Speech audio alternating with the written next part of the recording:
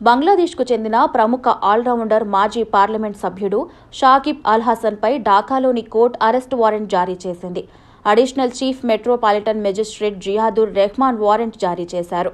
International finance investment and commerce bank దాఖలు చేసిన కేసుకు సంబంధించి గతంలో ఆదేశించిన విధంగా షాకిబ్ కోర్టుకు హాజరు కాకపోవడంతో అరెస్టు వారెంట్ జారీ చేశారు. ఐఎఫ్ఐసి బ్యాంకుకు సంబంధించిన సుమారు $3 లక్షల చెక్ బౌన్స్ కేసులో షాకిబ్పై అరెస్టు వారెంట్ జారీ అయ్యింది. 2024 ఆగస్టు నుంచి విదేశాల్లో ఉంటున్న షాకిబ్పై 2024 డిసెంబర్ 15న చెక్ బౌన్స్ కేసు నమోదయ్యింది. డిసెంబర్ 18న ప్రాథమిక విచారణ అనంతరం జనవరి 19న తన ముందు హాజరు కావాలని కోర్టు ఆదేశించింది.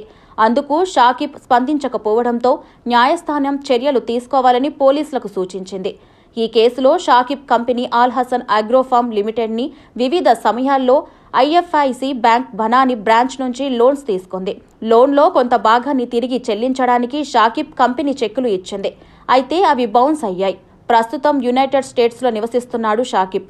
గత ఏడాది మాజీ ప్రధాని షేక్ హసీనా దేశం నుండి బయటకు వెళ్లిపోయిన తర్వాత తన భద్రతపై ఆందోళన కారణంగా బంగ్లాదేశ్కు తిరిగి రాలేదు.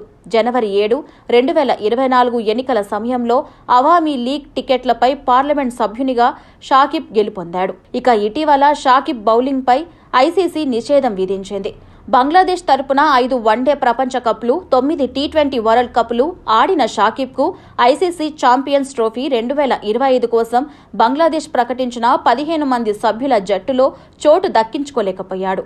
ఇప్పుడు అరెస్టు వారెంట్ కూడా జారీ అవడంతో షాకిబ్ ఇప్పట్లో బంగ్లాదేశ్లో కాలు పెట్టే అవకాశాలు లేనట్టేనని పలువురు అభిప్రాయపడుతున్నారు.